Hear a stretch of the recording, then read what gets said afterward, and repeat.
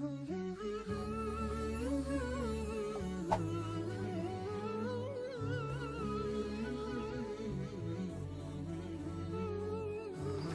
عليكم.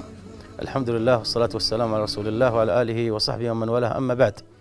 إن الداخل على بستان مليء بالأزهار مليء بالثمار حري به أن يستغل وجوده فيه ليقطف ما استطاع من هذه الثمار ويجني الكثير منها حتى يستغل وقته في وجوده في هذا البستان.